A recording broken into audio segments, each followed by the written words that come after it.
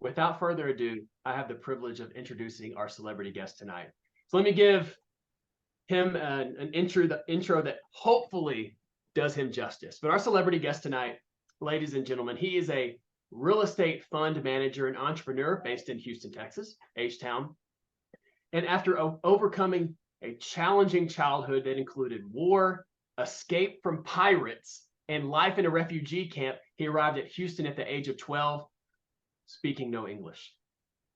Our celebrity guest tonight has acquired and exited over $50 million worth of real estate and is currently a partner in over 2,800 multifamily units. He's also founded Hero Wealth Partners and Hero Wealth Fund, working with past investors to help them achieve financial goals. And he's an educator at heart.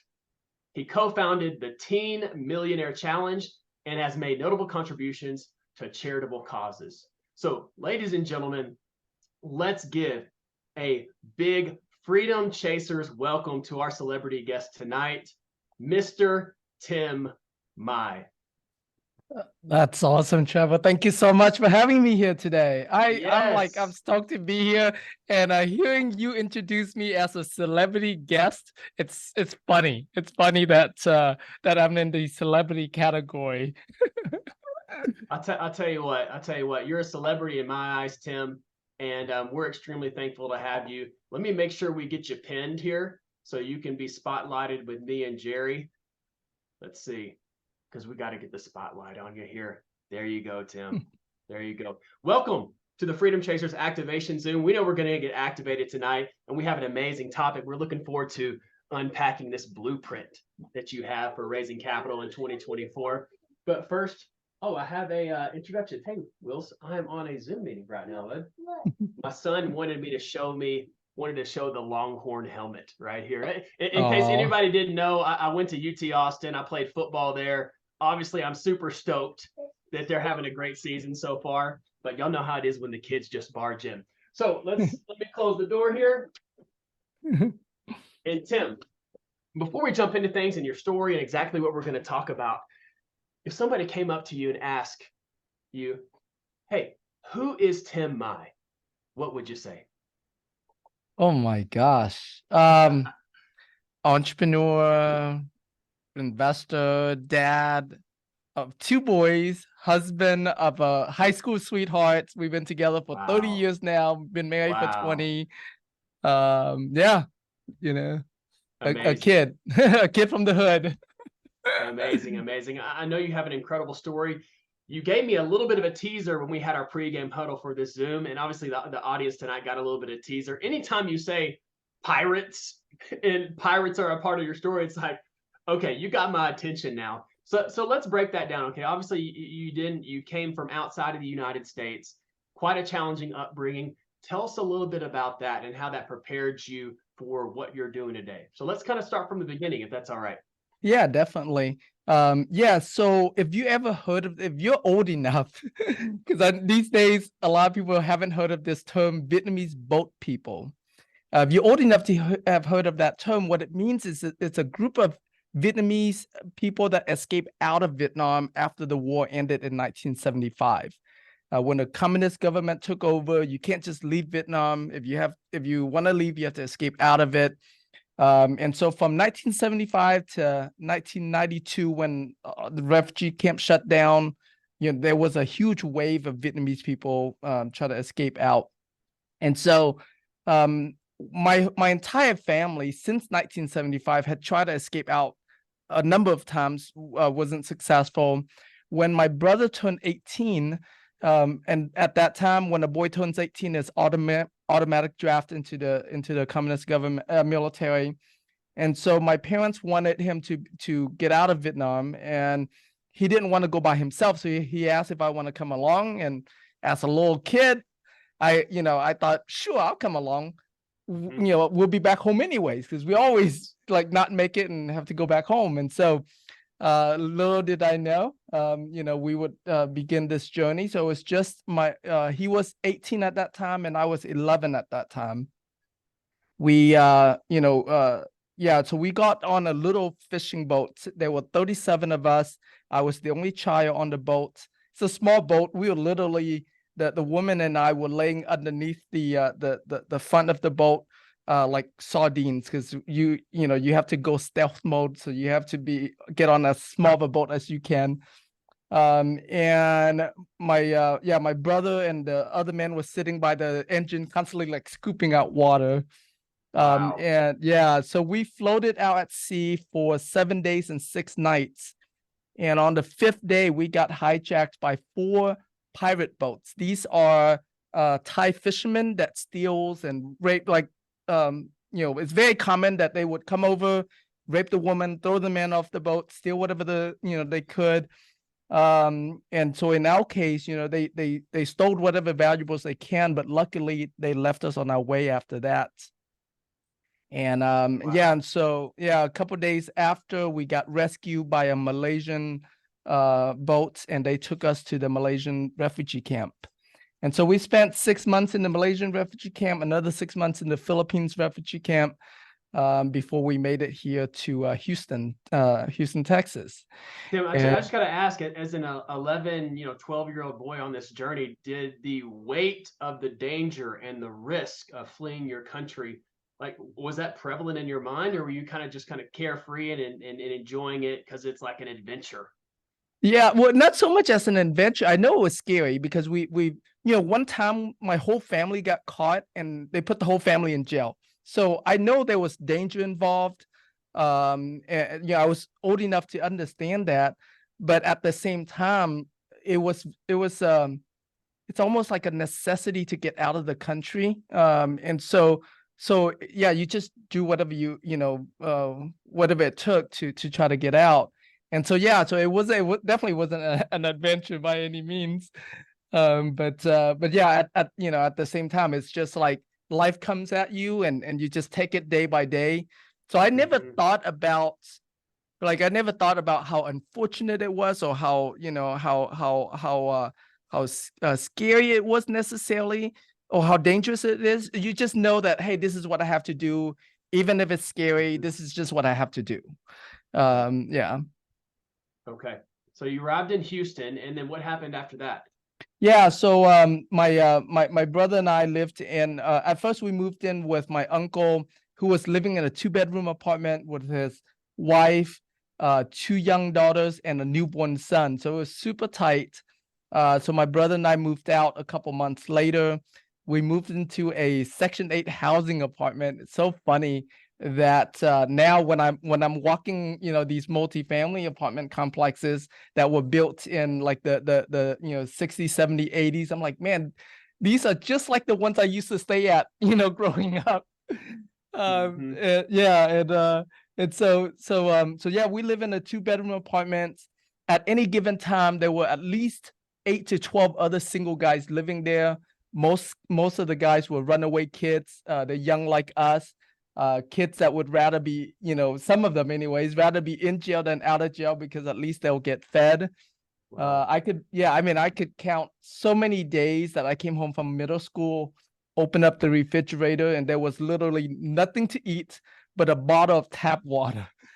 And yeah, so I grew up in a very humble beginnings, and we did whatever stupid things we knew to do at that time to survive, and we did a lot of dumb stuff, including dealing drugs and things like that. But luckily, we got out of that environment, and I was able to finish high school. I got through most of college, and then in 1999 I got recruited by an IT company in Dallas. And so I moved to Dallas, started my IT career. And then, as you guys know, there was a .com boom, and then the .com bust came shortly after that. So the company went belly up, and they laid everyone off. And so in 2002 was when I got laid off. I moved back to Houston, and that was how I read Rich Dad Poor Dad, and I read Rob Allen's book Nothing Down, and that was how I got started in real estate investing back in 2002. That's fantastic. How did Rich Dad Poor Dad that book come into your life? Did somebody recommend it, or did you stumble across it? I mean, because that's been transformative for so many people, and so many people's real estate investing journey has started with that book. Yeah. So back then, I used to visit bookstores a lot to just like read books for free. And funny story, but yeah, so so I don't think I've heard anybody. It's just I saw it in the bookstore. Somewhere in the journey, I heard that most self-made millionaires in America invest in real estate. And so I thought to myself, it's like, well, I want to be a self-made millionaire. And if that's what other self-made millionaires, do and invest in, then I want to learn about real estate investing. And so that got me started to read real estate investing books. And, that's how I came across, Robert Kiyosaki's book and also Robert Allen's books. And a funny story about free books. So there was another book by Peter Conti. You guys might see his ads a lot about commercial wholesaling commercial real estate right now. But I read his book, and there was a book on lease option, and I read through the first 3 chapters, and it says, if you want to do a deal in the next 30 days, go put out 100 bandit signs.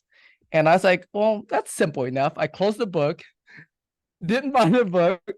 I went home, told then my girlfriend, but now my wife, hey, let's go put out 200. The book says 100 signs, but let's go put out 200 signs. So yeah, so yeah, 2x that thing. So we handmade the signs on our own. We bought blank signs, handmade them, and then she drove the car, and I would go and put out the signs. And then we did that it was on a Friday. And then we went to attend a seminar from Robert Allen's organization that weekend. And on Monday morning, I got a call from a seller. It was like 7 a.m. I didn't pick it up. So by the time I wake up, we play phone tag, but finally got her on the phone. And she told me about the house, and it was not too far from me, so I'm a little bit familiar with that neighborhood.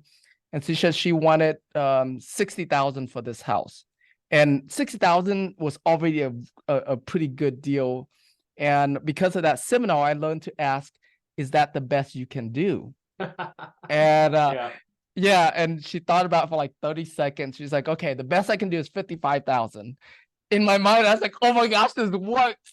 I was like, yes. Yeah. So I bought that house for 55,000, put about $20,000 in repairs, went through 3 sets of contractors, and in the end, I had to recruit my girlfriend and my other friends to come and finish off this house because it was crazy.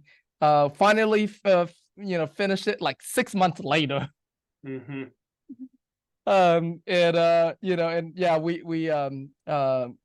Long story short, we sold it. I netted a little bit over $50,000 on that deal, and yes, the history was made. That's amazing. That's amazing. I love how just your life's journey. I mean, the word that's coming to me is resourceful. You're resourceful and willing to do whatever it takes to get it done in light of your challenging circumstances, and not being woe is me or having a victim mentality, but just making it work in the context that you're in. And I'm just seeing that play out, and I'm assuming that's probably going to be a consistent theme throughout your whole real estate journey up to present day. So okay, so that's a little bit of the single family side. I know you had some success and traction in the single family world, but eventually you got into multifamily, right, Tim? Yep.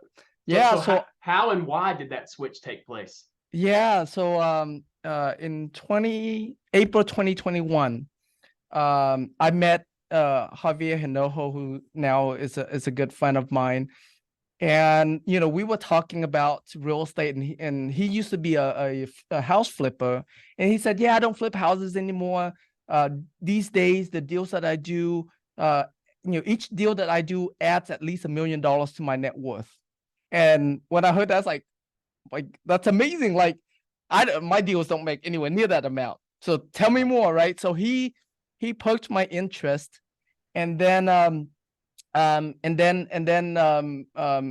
It was at an event that I hosted, and Robert Allen was there as well. And so I came up with the idea of, hey, because my older son was turning 16 at that time. His daughter was also turning 16. And so I told Javier, and I recruited Robert Allen as well. And I said, hey, why don't we do a program for teenagers to teach them about real estate investing, and let's teach them about this multifamily real estate, so that way they didn't have to go through what I went through with all the single family home stuff. And so that's how the Teen Millionaire Challenge was born. And we took on 19 teenagers ages 16 to 20 years old. And through that program, the teens, they underwritten and made offers on over $1 billion worth of assets. And Wow. so I get to watch these like teens, I mean, kids, you know, yeah, like, underwriting and making calls to brokers like it's nothing. And here I am, like I had all these limiting beliefs about these multifamily deals and commercial deals. I used to think that, they're too big, they're too complicated, they need too many partners, too much money. And this is, I mean, I've been very successful in the single family home space, but yet I still had all these limiting beliefs about these bigger deals. And watching these teens, doing deals with like it's nothing. They didn't have all the emotional, baggage that I had. And so that was the second light bulb moment came. It's like, oh wow, if these teens can do it, I can do it. Yes. And so in April of 2022 was officially my official decisions, like, okay, I'm going into this industry. I'm going to syndication. So I've learned a ton since then. And in coming into the industry, I thought through a lot about which part of the business I want to specialize in, and also consulted with Javier about it too. And I asked him, I say, hey, if you can do it all over again, which part of the business would you focus in on? He said capital raising. And so I was like, okay, that's what I'll do, because I know my skill set. I know I'm very well connected. Capital raising is the niche I'm going to go in.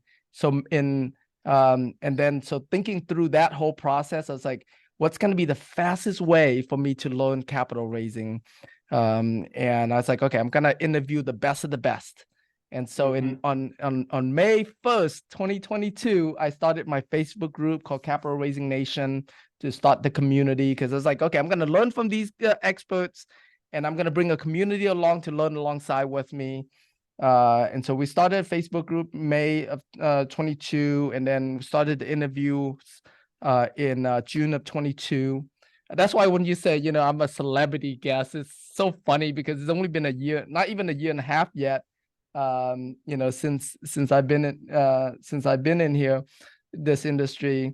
And I've been fortunate to have interviewed, I mean, gosh, like some of the most amazing people in our industry, the biggest of the biggest in our industry. And every single week, my mind has been stretched and stretched and stretched. And so it's like, that's good.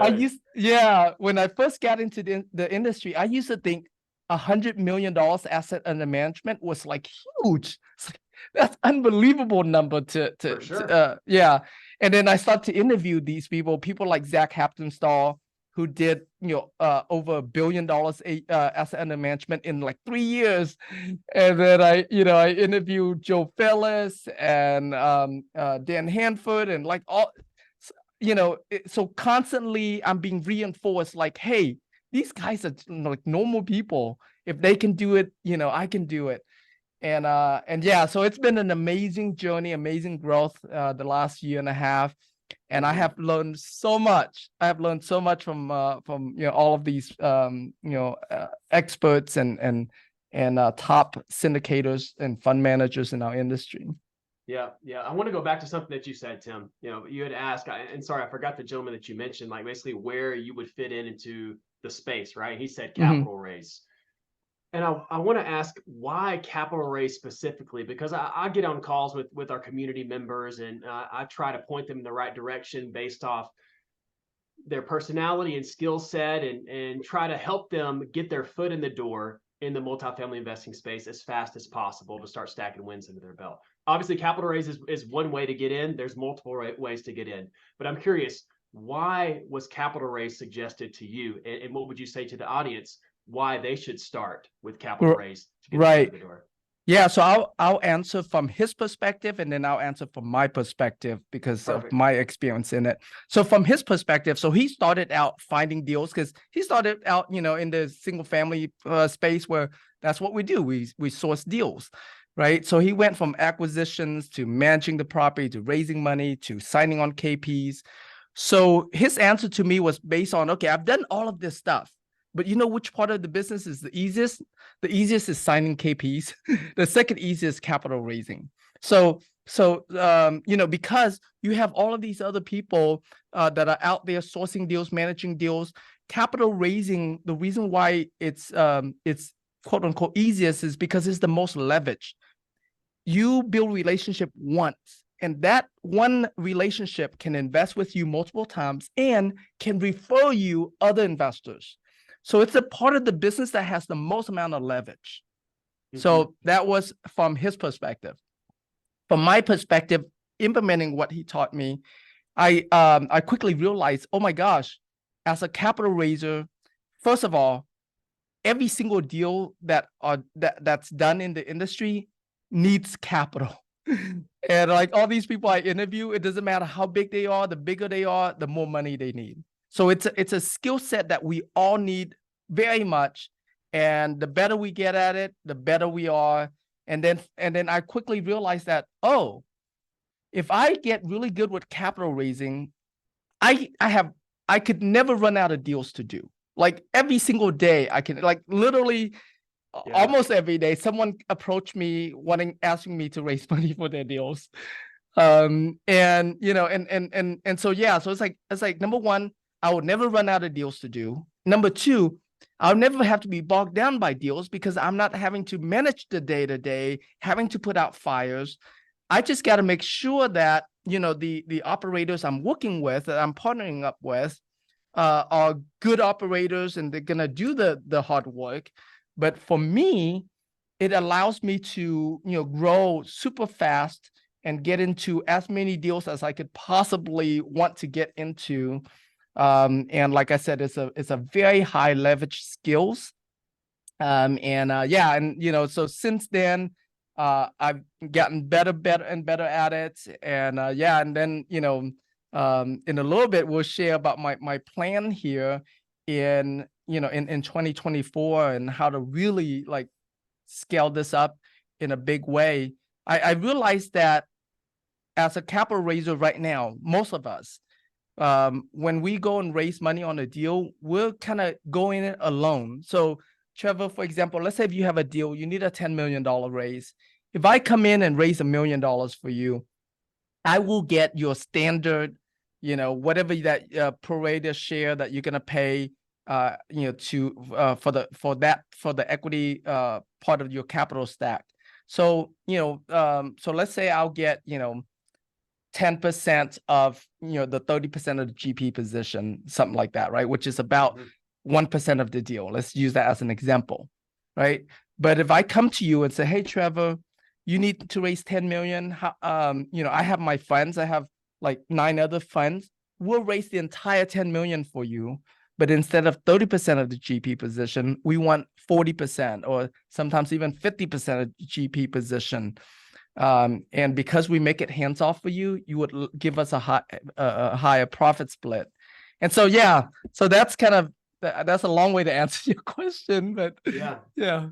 That's good. And I want to make sure the audience understands this. And I'm a firm believer that everybody should some degree, regardless of whether you think you're not a capital raiser, should have fundamental capital raising skills because it is so valuable.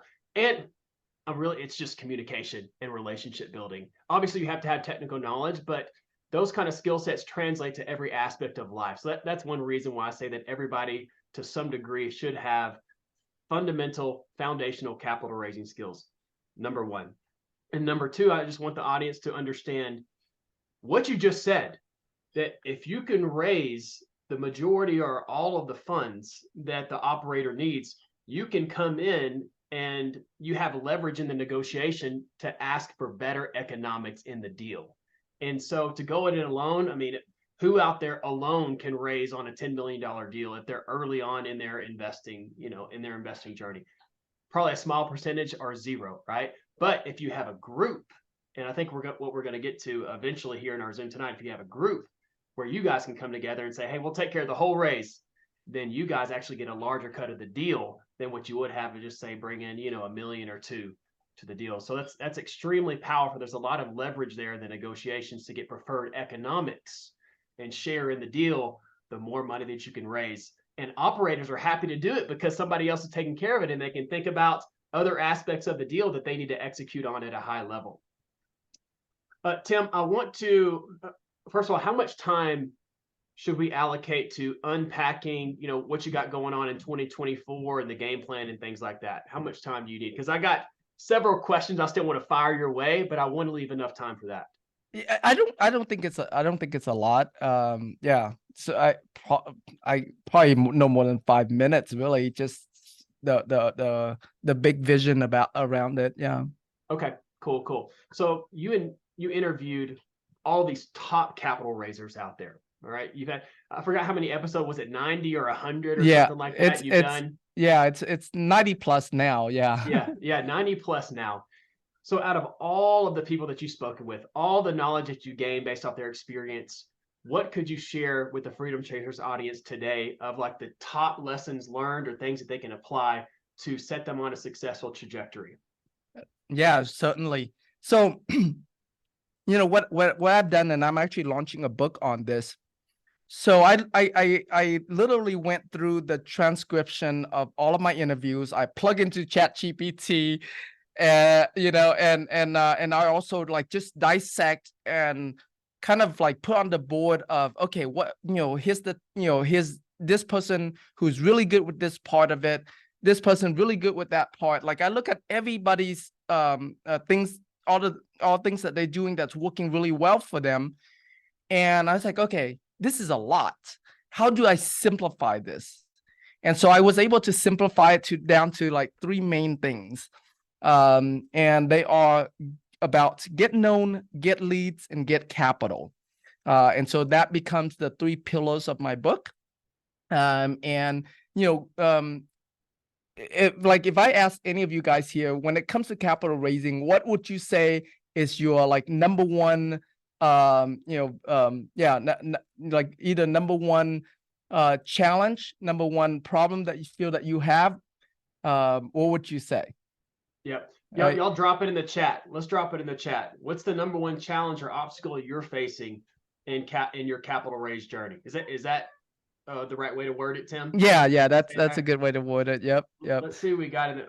Let's give it a few seconds here so people. Okay. So if he says finding deep pockets. Yep. Let's hear.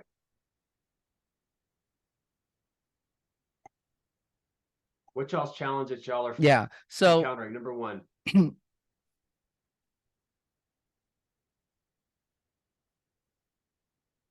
Okay. Pitching a deal, credibility. Yep. Ability. Yep. There you go. Yeah. So I see 2 here, right? So number 1 is credibility, which is huge, right? And then number 2 is having investors, having high net worth investor leads. Those are 2 big ones, right? And then yes, number 3, actually converting those leads. And so yes, I mean those are exactly those 3 challenges. So number 1, the first pillar of getting known is all about building your credibility, building your authority, and then number 2, right? You start raising money from your friends and family. And for most of us, your first $10 million, or at least your first $1 million anyways, are easily on this phone, right? On your phone, easily. By the time you are old enough to be on this call, there's at least $10 million sitting right here on your phone. Wow. I needed to hear that tonight, Tim. I needed to hear that. Okay, because I've never heard that before, but we underestimate the power of this. We underestimate what we can do with this. So, okay, that's a really good nugget. There's 10 Yeah, million. There's 10 million in our phones, guys. that's right. Let's go. That's right. So yeah, so you start there. I always recommend everyone start there on your phone. People, they already know you, like you, hopefully love you. Right. Right. And yeah, so always start there. And then once you get past your first 10 million, right, you want to know how to how to attract high net worth investors, right? And so so the second second pillar goes through a lot about how to how to mine social media, especially LinkedIn. With LinkedIn, it's you're able to target your avatar so much. So if if you're a doctor and you want to build a list of doctors, you can do that very easily. If if you are an engineer or a sales manager, or if you want to focus in on business owners, pretty much any avatar that you want to target, you can target them on LinkedIn. And so I'm huge on LinkedIn. Now, the when it comes to deciding on your avatar, number one, start with the people that you have the most affinity to. Is always the best place to start, because it's easy for you to connect with them. Whether affinity through your career, affinity through a hobby, like if you're into yachts or planes or exotic cars, or and like I'm into animals, but the kind of animals that I have a hobby in, they are koi fish, which has a lot of older retired people in that space. And then I also the other animals are parrots, and parrots are pretty expensive, so I meet some pretty cool people through that as well. But as you can see, I mean, affinity could be even through your hobbies.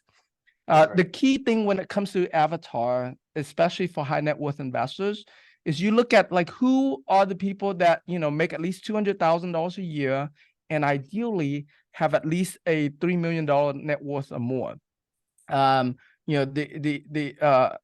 Actually, yeah, like that 1 to 3 million is the easiest people for you to convert. The ones that are over 3 million, once you get more experience in having the conversation, the ones that are net worth over 3 million are the bigger check writers, right? And so so that's about your avatar. And then the third pillar of it, about getting capital. I love what you're doing here, Trevor. I mean, I don't know if starting this community sort of came naturally for you, or like it was just instinctive to do it. But anytime that you are providing education to the community, you accelerate your know, like, and trust factor very quickly. And and so doing these weekly calls, and in your case, you have what, at least 3-4 calls a week. That's amazing. Yeah, that's amazing amount of nurturing that you're doing with the community. And that's the easiest way to convert them, is like you're first, right? First you attract them, then you educate them, you nurture that relationship, so that way by the time that you have an investment, it's easy to reach out to them because they already are hearing the conversations. I mean, they might even be secretly thinking, it's like, hey, I wonder if Trevor has a deal, because I have some money sitting in my IOA, or sitting somewhere that 401k even, that I need to invest. And so yeah, that's and then the next part of the equation that I didn't realize coming into this industry of how much this was going on. Before I came into this industry, I thought that whenever you have a deal and you're raising money, you, like yourself, have to go and raise all this money, or at least most of it, right? But when I interview all of these people, I quickly realized, like, oh, they don't do this themselves. It's common to see, a top guy will have somewhere between, 10 to even 20 either co-GPs or fund of funds that are coming in to raise money for them. And so on a $10 million raise or a $20 million raise, it's not one person that's doing all that raise. You have a whole team of people. And so leveraging the alliance is what I call it, leveraging the alliance of other capital partners is a huge part of capital raising. And, in realizing that is how I came up with my idea for, this $1 billion worth of capital in 2024. I love that. I love that. I want to go back to what you first started talking about, Tim, with this guy right here, our cell phone, and starting with friends and family. So somebody that wants to get into capital raising, they have no track record, they have no history. They want to take that first step. What does that first step look like? Yeah. So the first step is to let everyone know that you are, if you're new to in real estate, let everyone know that you are in real estate now, right? So start to update your social media profiles. So if you look at like my face, well, pretty much all my social media profile, you'll see it says, let's build real estate wealth together. And so very quickly, now my people know I'm in real estate and I'm about, building wealth with other people. So that's the first thing you want to do. And then the second thing you want to do is especially start with social media first, so that way when someone like goes and your friends and family, a lot of time they're checking out your Facebook, your LinkedIn, they get to see that. And so by the time that you are reaching out to them on the phone, now you can now you can say, hey, I'm working on a few real estate deals right now, and I'm looking for some friends and family to come in and potentially partner with me on this deal. Would you have any interest in investing in real estate? Like, it's really that simple. As your first outreach. And then from there you have a conversation and find out what whether or not they have experience in real estate, whether or not they are currently investing. When it comes to outreach, I always I do what I call lowest hanging fruit first. So it's like, okay, who on my contacts are my lowest hanging fruits? These are people, lowest hanging fruits are people who are already investing in real estate. Those are always the lowest. Your second lowest hanging fruits are people that are they invest in something, whether it's stocks, oil and gas, gold and silver, right? They invest in something, so they have that experience, so you don't have to educate them as much. And then the third are your high income owners, whether they are business owners or they are doctors, lawyers, professionals, because you know what happened as a high income owner? You get taxed high. That's what happened. That's right. You do. Right. And so these people are being, I mean, they're paying a lot of money to taxes. And so, you can educate them on how they can greatly reduce that and potentially even, have a paper loss instead of instead of having to pay. Like, I got a check return this this past year, and I'm like, great. So those are your lowest hanging fruits. Start with those first. I also I learned this from Russell Brunson about your Dream 100. So I try to make as close to 100 of those low hanging fruits, like write down as many of those as possible. I don't always hit 100, but just that kind of way of thinking, framing, had me go, like look through every single person and see if they belong under that low hanging fruits or not. And those are the first people I reach out. That's really good. Probably about 2 months ago, I went through all the contacts on my phone, 1,000 something, and I made a Google sheet and put their name, and I put either a 1, 2, or a 3. And it reminded me of what you were suggesting, right? The 1's the lowest hanging fruit. 2 is, okay, maybe I'll mention it, right? And 3 is, okay, they're on the way back burner as far as having a conversation. So maybe that's helpful for our audience as far as just adding some more practicality to it. But that's something that I did the other day, and it was great to hear you, Tim, say that you want to categorize people as far as kind of in 3 different buckets. to prioritize who you want to reach out to. Okay, that's excellent. I wanted to ask you also, you mentioned social media, you mentioned LinkedIn. Do you prefer LinkedIn or Instagram, or how to connect with people that's out there in the cyberspace? Is there a platform that you prefer? Yeah, especially when it comes to, well, the platform that I'm most active in, I'm kind of old school, is Facebook. Okay. I'm not that active. I'm not as active on Instagram. I want to be, but whatever reason, I have my own resistance. But Facebook is one I'm most active in, and then LinkedIn. I'm not as active, but I'm pretty well connected on LinkedIn as well. What like even I thought through about, okay, because with me, I target two different audiences. There's the active operators, like a lot of you guys are on this call, right? And then there's the passive investors. And so I decided to break my social media marketing into two. So I use Facebook to attract the active operators, and then I use LinkedIn to attract the passive investors. And so yeah, it's because on LinkedIn you can target them so easily. Like, okay, any of you guys right now, if you like, I know a bunch of you says you don't have list of like investors, right?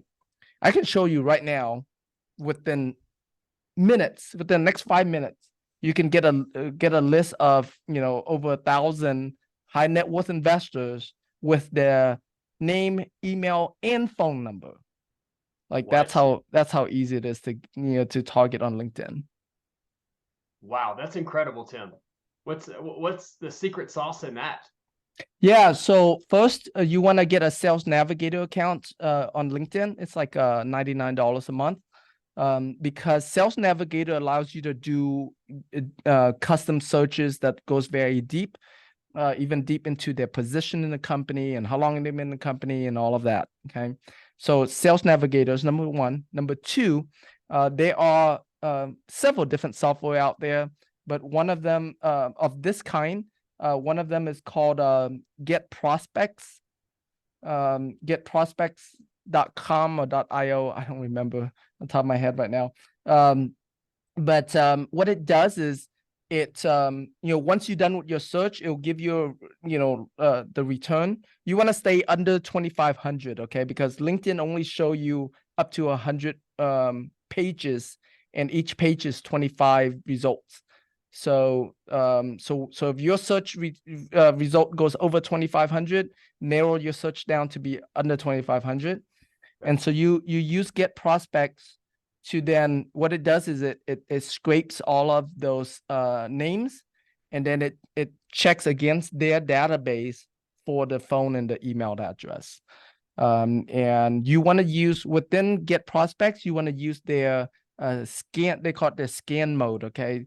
Because that mode only, it doesn't go into each person's profile. It's only taking their names and their profile ID from the search results only. So that way LinkedIn doesn't penalize you. There's a lot of automation tools out there that goes into each person's profile. For the purpose of what we're doing, we don't need that. And if you ever do that, you can't do it at that kind of volume. You have to keep it under like a couple hundred a day or something like that, max. Okay. And so yeah, but if you want to go deep into that person's profile, you can use the other tools. But for the purpose of what we're talking about here, yeah, just use the scan mode. Okay. Outstanding. Y'all, Tim is dropping some Jedi capital raising stuff right now. So I hope you're taking notes or logging the mental bullet points that he's dropping. Okay, Tim, 2024, $1 billion. Yes. $1 Yes. billion. How is that going to happen? Break that down for us, brother. Yeah, so I got this inspiration from two different people, and I want to share that. So first, I got this inspiration. I was watching one of Alex Hormozi's video of him talking to Grant Cardone, and Grant was working on a deal that he just gotten a contract, and he talked about, it's like the deal was over $1 billion. And he talked about how he won the bid over Goldman Sachs. So the first light bulb moment for me, and remind me to talk about this theme of light bulb moments. Okay. The first light bulb moment for me was, wow, I wonder what would it take to get into $1 billion deals, right? Boom, that light bulb turn on. And then I attended an event called Fund Launch by Bridget Pennington, and at that event, his dad, John Pennington, who started a real estate fund, took it public. The fund is currently a $48 billion fund, huge fund. And John talked about how his fund is one of the 12 companies that buys directly from Fannie Mae. So he's like in there with BlackRock and them, buying directly distressed assets, multifamily commercial distressed asset directly from Fannie Mae. And I was like, wow, what would it take for me to be at that table? So those two light bulb moments. Yes. And so I've been on that inquiry, and I thought, hey, if I can raise $1 billion, I can easily get into $1 billion deals, right? And so, but for me to raise $1 billion, that's a lot of money, right? Yes, it is. Yes, it is. Yes. And then I was like, okay, make it simpler. If I have a community of 1,000 syndicators, capital raisers, and if each of us can raise $1 million, that's $1 billion worth of capital, right? Yes, sir. And I was like, yes, but 1,000's a lot of people. Yep, it is. So it's like, okay, how can I simplify this further? If I have 100 people who are committed, and I can help each of those 100 people raise $10 million, that also equals $1 billion worth of capital. I was like, oh my gosh, that is it. Because at 10 million, we don't have to go very far than our book. There's the phone again. Here. Right. We come back full circle. We come back full circle to the phone, right? And so that, that is now my mission, is to align myself with in what I call our capital alliance of 100 members that each is committed to and has the goal to raise at least $10 million in the next 12 months. That gives us access to $1 billion worth of capital. The kind of deals that we can invest in with that money is like absolutely amazing. And as you know, right, where the market's going next year, there will be so many good deals coming onto the market, 2024, 2025. And so I want to position myself for that, and take advantage of that market. And and that's and I envision that when we have this 100 capital alliance members, the amount of deal flow that we get from the industry will be like absolutely unbelievable. Anyone who's out there raising money for their deals or needing rescue funds, we're the first group that they would go to present, to present their deal and ask us to come to help raise for them. That allows us to, cherry pick the deals, find the best deal, find the best operators, and so now we become the epicenter of deals. And then another light bulb moment came up for me, because one of the gentlemen I interviewed on my show, DJ Van Kuren, he manages money for family offices, and his average clients, the amount of money that they have to invest, the family, is $250 million. Average client. Oh my goodness. So like the Marriott family is one of his clients. It's like insane, right? Wow. Yeah. And and so I was like, okay, what I realized about family offices, they have a completely different problem than we do. We, us as retail syndicators, our biggest problem is being able to raise money. We can find deals, right? But we can't find enough money. Their problem, they have more money than they know what to do with.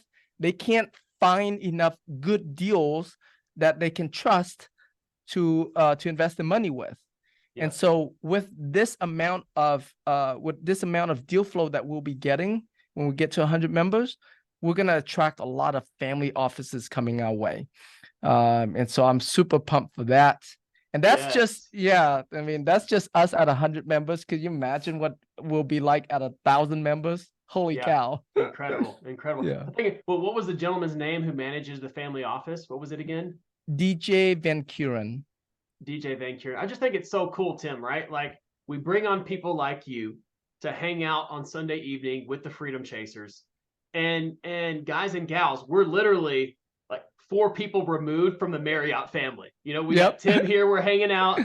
Tim knows DJ, and then DJ is managing money for families like the Marriott family. It's so awesome. The proximity is power. And we appreciate the proximity and power that you bring to us tonight, Tim. Yeah, so check this. Hold on real quick, because talk about proximity is power. Like, I was talking to Paul Hutchison was my keynote speaker at our last capital raising event two months ago. Paul is John Pennington's partner in that $48 billion fund. And I was talking to Paul a couple of weeks ago. I was like, hey, he was in Thailand at that time. I was like, hey, what are you doing there in Thailand? He's like, yeah, I'm meeting with the government to invest their pensions. I was like, what? And then I was like, yeah, and I'm also meeting with this whiskey king. He makes like $70 million a day. I'm like, insane. So it turns out Paul targets people that are, 9-figure check writers. Like, it's like, 9 dude, figures. Oh my goodness. So I can connect you guys to Thai government pensions if you wanted to. Yes, that's incredible. Tim, we're going to open it up in Q&A or in the next 2 to 3 minutes, open it up to the audience. How can people learn more about your, the Capital Raise Alliance, what you have going on for 2024 to help people just absolutely crush it in the space? How can they learn more and connect with you to have a conversation about it? Yeah, definitely. So I'll So I don't have a website up for it or anything. The best way is to email me and we'll book a call. So I'm gonna put my email in here for you guys. Okay, cool. And just so you know, Tim, Jerry has been pumping in the chat your Instagram, YouTube, Facebook, LinkedIn, and website, so everybody can have that as a resource. But yeah, oh, cool. Yeah. Just email me and we'll book a call. And I'm also doing a workshop here in 2 weeks from now, December 2nd, to further go this topic on these 3 pillars I share about today. I want to circle back to the light bulb moments real quick. And that's my biggest thing that I want you guys to take away from. I realized that, you mentioned earlier, Trevor, that you notice I'm very resourceful. But one of the things that I realized is that I get a lot out of inspiration moments, whether it's I heard someone said something or I read something. And so if there's before you leave today, I want you to identify what is your one inspiration moment, what's your one light bulb moment that you got out of today's call, and go and implement that. That's if I have to say there's one secret to my success, that would be that one. Excellent. I love that, Tim. So before we open up for Q&A, I have one more question for you, Tim. But ladies and gentlemen, if you want to start raising your hand, we'll get you lined up. Hawk, I saw your hand earlier. I don't know if Mike Hawk is still on here. I saw his hand come up earlier. I hope you can come back on, brother, and say what you wanted to say. But start firing the hands. Tim, I wanted to ask, what are you seeing as far as the market is concerned for 2024? Yeah. So I asked the same question to everybody. First of all, I hear all different answers because nobody has the magic ball 100% sure, but they are expecting in the next 18 months here that, and we already starting to see this, no doubt, and you know, the kind of deals that are hitting me up now. But yeah, more and more deals are you know, getting in trouble. Um, the deals that are most of the deals that are in trouble are deals that were bought in 2021 and 2022, because that was the height of the market. And especially like, you know, Class C, where there's a heavier you know, a value add that's needed, and a lot more management that's needed. And so yeah, so we're gonna see a whole lot more of those deals coming here, you know, being in trouble in one way, shape, or form. Yeah, and so it's you know, it's scary. It's gonna be super scary in the next 18 months. But you know, from all the people that I've interviewed, it seems like that's about the timeline that we don't know that's gonna be the bottom, or that's just gonna be the beginning of this whole thing. And nobody knows where the bottom's gonna be, but you know, we want to take advantage of good opportunities as they come. We don't want to try to time the market and time the bottom. You know, but yeah, be prepared to take advantage of it. Don't be scared. That's for sure. Definitely, definitely. Okay, who wants to fire a question Tim's way? Raise your hand. I have another question too, Tim, until somebody raises their hand. So for the current W-2 professional working a 9 to 5, let's say they have a spouse and multiple kids at home. What would be your recommendation as far as the lowest barrier to entry for them getting into the multifamily real estate investing space? Yeah. You know, learning as an LP is how I got started. And I think that's the easiest way to learn, especially if you know, you're investing with someone that that will let you see the inside. If you can request to even be on those asset management calls, even though you're just an LP, but be a little bit more active. You know, go on the due diligence. You know, if your goal is to that's assuming your goal is to eventually being active. But if your goal is, yeah, if your goal is just, you know, be passive, that's a different story.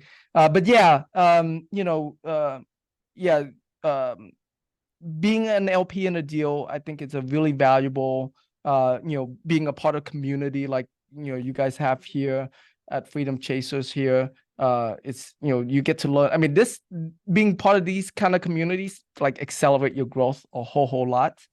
And then, you know, third, like I said, you know, the sooner you can come in and start raising money, it's going to accelerate your growth in like your education in an amazing way, because you know, as part of you know, raising capital is that you get to, you know, leverage the expertise of everyone else doing other parts of the business, and you get to learn from them, you know, while you don't have to take on all of the liabilities that they took on, you know. So yeah. That's great. Thank you, Tim. All right, let's go to some Q&A. JJ, asking you to unmute, bro, and fire away. All right. So yeah, it's actually really crazy that Tim Mai came on, this, you know, the guy that knows everything about capital raising, because this week I've had a lot of trouble with something like that. I'm filming a YouTube video. As you guys know, I raised like trying to raise $10,000 like a few weeks back, and I wanted to document that process, but it was too late, and I'm like, I didn't even know if, you know, not really all the stuff was right. So I redid the challenge, and I'm trying to raise $1,000 by myself for charity within 1 week. And I'm on day 4, and this one is completely different because I made a rule that I was not actually allowed to use any of my contacts that I have, for 2 reasons. One, I've already used all of them on the last one, like they've already all donated, you know, as much money as they can. Um, and two, because it'd be cool, because a lot of people, I wanted, you know, this YouTube video, I wanted to be like, oh, I don't have any contacts, I can do this, you know, it'd be kind of cool. So what advice do you have, you know, going, because I went door to door, I cold called, I did a bunch of different strategies. You know, obviously I did social media because that's what I do. What's your sort of strategy raising money for charity specifically? Because no one really gets anything in return for that. Yeah. So and I've just so you guys know, I have raised for charities probably close to $1 million. The bulk of that has just been in the last since 2021. So yeah, just in the last like 2 years, 20 April of 21, 2.5 years, right? And so it works the same way whether you're raising for charity or you're raising for a deal. But what charity are you raising for? So my school, I actually was looking for a charity to raise for, and my grandpa was like, our school needs new lockers, and I'm like, okay, good. So I'm raising to buy new lockers for my school, Okay, specifically perfect. the locker room. Right. So you mentioned something that and I want to and I want to the reason why I've been able to raise almost $1 million in the last 2.5 years for charity is because I did a opposite from what you said about how raising for charity, people don't get anything out of it. Yes, that's one way to raise for charity, but that's a very painful way to raise for charity. You want to raise for charity where they do get something out of it. Okay. And that's same thing with these properties, right? Like we always want to look at how can we add value to people such that when they invest or when they donate, that they get something out of it. So then you are gonna raise from strangers. Let's use social media as a place, right? Let's say this community right here, super easy. You want to raise $1,000? I bet you can do it like right on this call. Okay, you're gonna ask Trevor, hey Trevor, I'm trying to raise $1,000 for every person that donates. And you decide what that number is. Okay, let's say every person that donates $100. Trevor, can you give them a bonus of some kind that is worth at least $100? Hopefully, it's worth at least $1,000. All right, and it's completely for charity. And then Trevor, would you be up for something like that? Of course. There you go. All right, so there you have it, JJ. So Trevor is going to give you a bonus. That's worth at a minimum at least $100. And everyone on this call right now, if you donate to JJ's cause there, you get that bonus from Trevor. Okay. All right. And if you did that, and we're not gonna you don't have to do that here, but if you did that here, I guarantee you, like you've raised that $1,000 in minutes. All right. That's actually really good information. Yeah. Yep. Thank you. Yeah. Always think. Yeah. Always when it comes to money, look, people want to have a good reason why they are parting with their money. And so you got to make sure that whether it's your deal, whether it's charity, like you have to tie it back into how this deal, what this deal can do for them, whether it's can do for them, in building their passive income, or building the generational wealth, or helping their kids. Like for example, there's a lady that that wants me that wants me to take on her 16-year-old son into our Teen Millionaire Challenge program. It's like, yeah, great. Would you like an opportunity for you and your son to learn hands-on on a deal? What that means is that if you invest as an LP into one of our deals, you both get to learn. Like, so I just converted a deal and give her additional, value for the investment that she's making. Yeah. Yeah. Beautiful. That makes sense. Thank you. Awesome. JJ, thank you for the question. And Tim, thank you for the response. That was outstanding. Okay, Michael, let's get you unmuted here and fire your question away. All right. Appreciate that, Trevor. And Tim, thank you so much for your time tonight, man. That was just some amazing, amazing knowledge that you gave us. Super blessed to be on this call tonight. So thank you so much. And my question has to do with the actual nurturing process of the investor database. So you touched on a few strategies in regards to using LinkedIn to find your like target investor. But once you have found those target investors, can you maybe touch on what your nurture process is Yeah. to take them from a stranger to an investor? Yeah, definitely. Love it. Yeah, first, thank you, Michael, for your kind words, and great question, by the way. So yeah, as you guys know, the three main factors in getting someone to invest with you is that know you, like you, and trust you. And the fastest way to trust is through education, through calls like this. Okay, so what you want to do is you want to host your own events like this, and you want to put it on Eventbrite, and then that, so you get that list from LinkedIn, you're going to upload it to Eventbrite, okay, and you're going to send them an invitation to your webinar here. If you can provide the content, that's great. But if you're new, if you're spanking brand new, and invite someone who already have experience to come in and teach, right? You can invite Trevor on, you can invite, whoever you, that you admire, that you look up to, on, so that way, they can teach that topic. Or you can even invite your CPA, you can invite your attorney, you can invite a lot of different types of people on. And by doing that, and they see you do that consistently on a, whatever it's weekly or bi-weekly, or however frequency, the more frequency the better. Just make sure you don't, you don't do it like start out with daily and burn yourself out. Make sure it's consistent, something that you can do for a long period of time.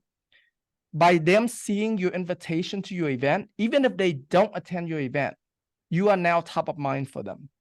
Okay. And so yeah, that's the best way to nurture that. Yeah. And then for the ones that, so you send out email through Eventbrite, the ones that respond to your email, and that open your email, especially the one that register for your events through Eventbrite, you want to add those people into your CRM, so that way you can follow up with them and book a call with them. All right, man, Tim, I swear this was amazing. The knowledge that you're giving away tonight, man. And I haven't even left my couch, man. I could be at an expensive seminar right now. That's right. Thanks. That's right. Thank you, Michael. I appreciate it. Okay, last two questions. We're 2 minutes overtime. So let's do a quick round here. Peter St. Martin, let's get you unmuted here, bro. I'm unmuted. Can you hear me? Yes, Yep. sir. We can hear you loud and clear. Awesome. Tim, great to see you. I appreciate you joining us tonight. Always good to be with you. It kind of blows my mind that the first time I was on one of your calls, you were probably barely 6 months into this, and I thought you were a celebrity at that time. So, your celebrity status is solid, my friend. You've done an amazing job in the last 18 months building your community, and I congratulate you for that. So question, I've got 1,000 questions for you. Obviously, we don't have time for that, but you talked about bringing together 100 people that each raise 10 million. Well, actually, so let's fast forward, right? 6 months, a year, you've raised $1 billion. Now you've shifted. Right now, the problem that we have, right, is not enough capital. We haven't raised enough capital. You raise $1 billion, now you've become a family office. You've got the opposite problem. You need enough deal flow. And I know you've talked, obviously you'll attract more deal flow, but how are you going to get through that deal flow to identify the best deals? Yeah. What's your strategy for that? Yeah. So because I interviewed, the best of the best in our industry, they are the easiest, like they are my low-hanging fruit. So if I go to all the people that I have interviewed, I can do deals every single day if I wanted to. Like there's no shortage. So many deals from all of these top operators that I've been interviewing. So that's actually my game plan on, you know, the who I would be doing the bulk of my business with. Right. I People love that you already know, like, and trust on the deal doing side. Yep, exactly. Yeah.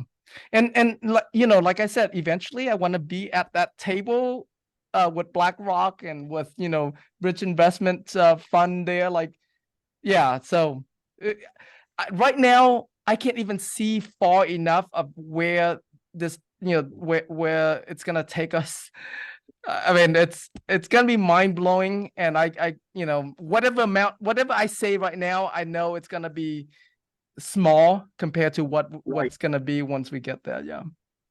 No, I agree. When you say $1 billion and you think about it as one person, that seems daunting for sure. But when you just break it down to 100 people, $10 million, that's $10 million is not that big a raise. Exactly. That it really brings it into perspective that, holy cow, $1 billion is totally doable. Totally Yep. doable. In fact, I know you're going to do it, and I'm going to help you. Thank you. Awesome, All Peter. right. Awesome, Peter. Thank you so much. I appreciate you firing your question away. That was an excellent question. Okay, last question for the night. Shannon, let's get you unmuted. And let's see. Hello, can you hear me? Yes, Shannon, we can hear you. All right. This is Trevor, Shannon's husband, actually, on Shannon's phone. But my question is, so we have no shortage of deal flow. We've got 4 going on right now. We're the KPs of. But in terms of getting in with the family offices, the really high net worth, what has been your in with that? Because we're having trouble finding a way in to get that particular into the family office space. Yes. Okay. Yeah. Events. I love going to events. And yeah, so that, you know, go to events that are specifically for family offices. You get to meet them there. And then family office will take a longer, it's a longer relationship cycle, you know, before they would invest with you, and before you approach them, making sure that like you really have you know, everything dialed in. Family offices invest much more logically, you know, all based on numbers and spreadsheets, than emotionally like retail investors. And so you can't approach a family office when you're not ready. You shouldn't be. And so yeah, you know, if you haven't had that much experience in capital raising, don't start with family offices. I wouldn't recommend you start there. Start with the retail investors, and then, you know, once you get good with that, and you know you get your pitch down, and you know how to pitch the deal. Yeah, family office, they have a money manager that's managing their account. So the money manager is looking at everything from a numbers perspective. But yeah, attend events going to be your easiest, fastest way to get there. Like Okay. Oh, yeah, you can even host. Go ahead, Shannon. Oh, sorry. We're in somewhat of a niche area where we are in the industrial flex space. Oh, cool. Yep. Yeah. So our deals are a little bit different than the classic, 200 unit multifamily. Right. Yeah. I mean, so now the projections are amazing. So right. we just wanted to. So yeah, okay. So host a deal or go to the events, basically. Yeah, or host your own event. So, like for example, I love hosting events, and so I'm planning to host a yacht event. It's invite only for family offices, and so you can do fun things like that. I was at a jet event for family offices not too long ago, but yeah, so you can attend event, you can host your own events. To get into that, get your foot in the door. Okay. Cool. Sounds good. Right. Thank you. Thank you. Outstanding. Thank Yep, you you're for welcome. the question. All right, Tim, we're going to wrap up here. Everyone on the call tonight, if you got value, we got to show love and appreciation to Mr. Tim Mai. So pull out your phone. Y'all know how we like to do. Pull out your phone. Tim, we got to get a picture here, and we got to blast it on our social channels. and tag you and say how much we enjoyed hanging out with you tonight and how much we appreciate all the knowledge that you dropped. So I'm going to get my phone out right here and get this picture captured so I can blast it on the social. All right. 1, 2, 3. All right. Outstanding. Tim, we greatly appreciate you. Everyone, connect with Tim. Email him if you want to know about his amazing blueprint and getting plugged in for raising $1 billion in 2024. Follow him on all his social. And Tim, it was a real blast and a pleasure to have you with the Freedom Chasers tonight. Thank you so much for coming on. Thank you. Thanks so much, Trevor. You're It's been welcome. an honor to be on here.